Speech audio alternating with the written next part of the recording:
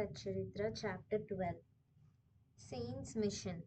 So, now let us see in this chapter how devotees were received and treated by Baba. Saint's Mission. We have seen before that the purpose of or object of divine incarnation is to protect the good and destroy the wicked. But the mission of the saints is quite different. To them, the good and the wicked are the same. First, they draw the evil doors and set them evil doers and set them on the right path. They are the Agasti to destroy the Bhava Sagar, that is the ocean of worldly existence, or the sun to destroy the darkness of the ignorance. The God dwells in the saints. In fact, they are not different from him. Our Sai is one of these, who incarnated for the welfare of the devotees.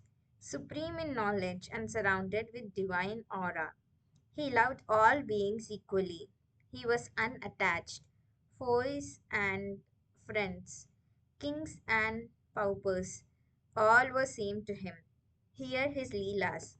For the sake of devotees, he gave his stock of merits and was ever alert to help them.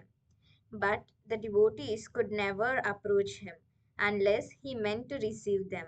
If their time, appointed time did not come, they did not remember Baba, and his Leelas could not reach their ears. Then how could they think of seeing him? Some men desired to see Sai Baba, but they did not get any opportunity of taking his darshan till his Mahasamadhi. There are many such persons whose desire for Baba's darshan was not thus satisfied. If these persons, believing in him, listen to his Leelas, their quest for darshan will be to a great extent satisfied by the Leelas. Even if some persons went there by sheer luck and took Baba's darshan, were they able to stay there longer? No.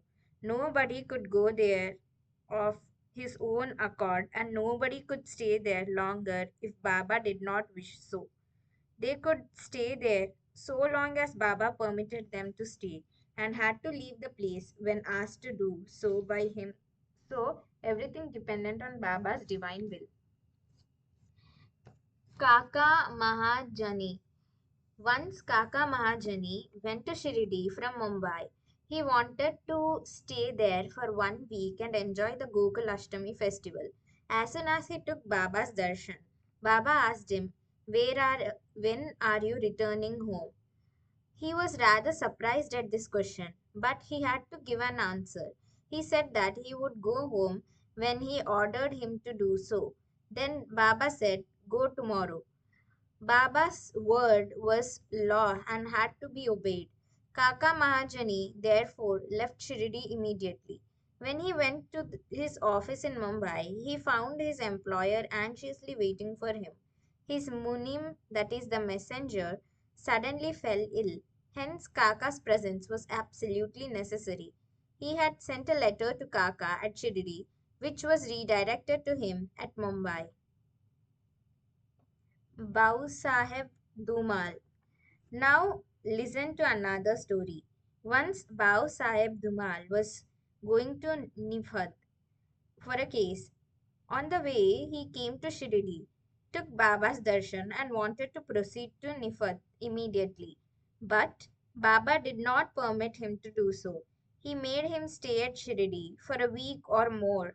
In the meanwhile, the magistrate at Nifat suffered intensely from pain in the abdomen and case was adjourned. Mr. Daumal was then allowed to go and attend to his case. It went for some months and was tried by four magistrates. So ultimately, Mr. Dhumal won the case and his client was acquitted. Mrs. Nimonkar. Mr. Nana Sahib Nimonkar, Watandar of Nimon and honorary magistrate, was staying at Shirdi with his wife. Mr. and Mrs. Nimonkar were spending most of their time in the masjid with Baba and serving him. It so happened that their son fell ill at Belapur and the mother decided with Baba's consent, to go to Belapur and see her son and other relatives and stay there for a few days. But Mr. Nana Sahib asked her to return the next day. The lady was in a fix and did not know what to do. But her god Sai came to help. So while leaving Shirdi, she went to Baba, who was standing in front of Sateswada with Mr. Nana Sahib and others, and prostrated at his feet and asked him his permission to go. Baba said to her, "Go, go quickly, be calm and unperturbed. Stay comfortably at Belapur for 4 days. See all your relatives and then return to Shirdi." How opportune were Baba's words. Mr. Nana Sahib's proposal was overruled by Baba's decree. Now we have Mule Shastri of Nasik. So, an Orthodox Agnihotri Brahmin of Nasik, Mule Shastri, who had studied the six Shastras and was well versed in astrology and palmistry, once came to Shirdi to see Mr. Bapu Saheb Booty, the famous millionaire of Nagpur. After seeing him, he and others went to see Baba in the masjid. Baba bought various fruits and other things from vendors with his own money and distributed them to people present in the masjid. Baba used to press the mango on all sides so skillfully that when Baba sucked it, he got all the pulp at once in his mouth and could throw away the seed. Plantains were peeled off by Baba and the pulp was distributed to the devotees, while the skins were retained by Baba for himself. Mule Shastri, as a palmist, wanted to examine Baba's palm and asked him to extend his hand. Baba ignored his request and gave 4 plantains to him. Then they all returned to the Vada, and Mule Shastri bathed, wore fresh clothes, and started his routine duties, that is, Agnihotra and etc.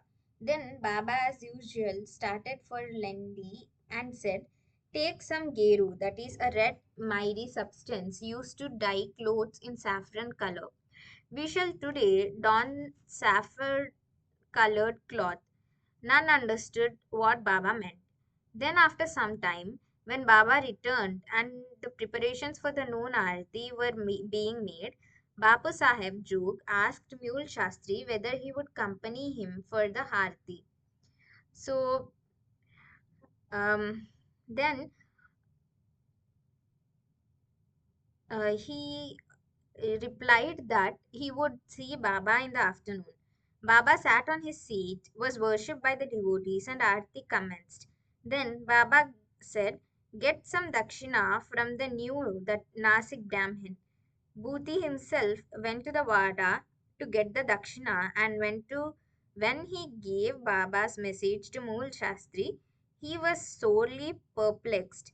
He thought in his mind, "Thus, I am a pure Agnihotri Brahmin. Why should I pay dakshina? Baba may be a great saint. I am not his dependent. But since a great saint like Sai Baba was asking for dakshina through a millionaire like Booty, he could not refuse. So, leaving his routine unfinished, he started with Booty for masjid. Thinking himself holy and the masjid otherwise, he remained at a distance, and after joining his palms threw flowers at Baba from there. Then, lo, all of a sudden, he saw not Baba but his late Guru Golap Swami there. He was wonderstruck. Could this be a dream? No, it was not, as he was wide awake. But how could his late Guru Golap be there? He was speechless for some time. He pinched himself and thought again, but could not reconcile to the fact of his late Guru Golap being in the masjid. Ultimately, leaving aside all doubt, he went up, fell at his Guru's feet, and then stood there with folded hands. Other people sang Baba's Arti, while Mool Shastri chanted loudly his Guru's name. Then, casting off all pride of caste and sacredness, he fell at his Guru's feet and closed his eyes. When he got up and opened his eyes, he saw Baba.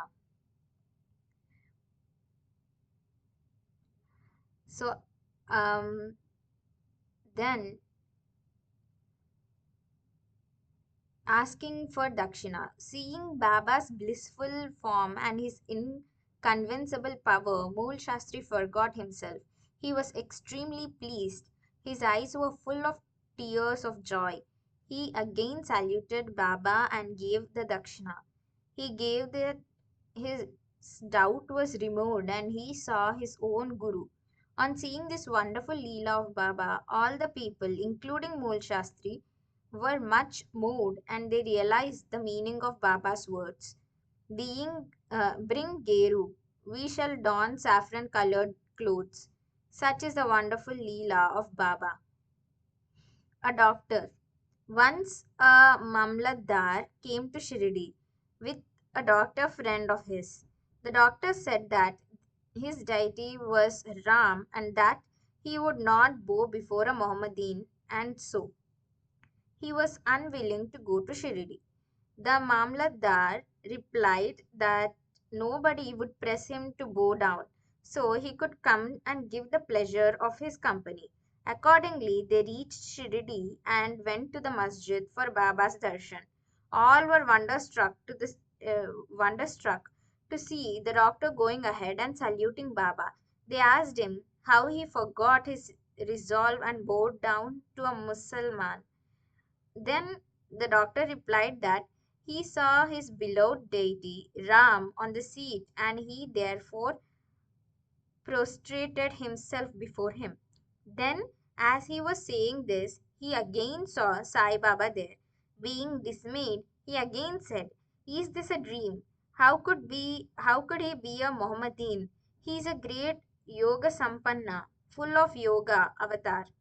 Next day, he made a vow and began to fast. He absented himself from the masjid, resolving not to go there until Baba blessed him. There, 3 days passed, and on the fourth day, a close friend of his from Kandesh turned up, and with him he went to the masjid for Baba's darshan. After the salutation, Baba asked him whether anybody had gone to call him that he had come. Hearing this vital question, the doctor was moved. The same night, he was blessed by Baba and he experienced bliss supreme in his sleep.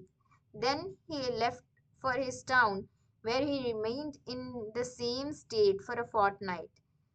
Thus, his devotion for Sai Baba increased manifold.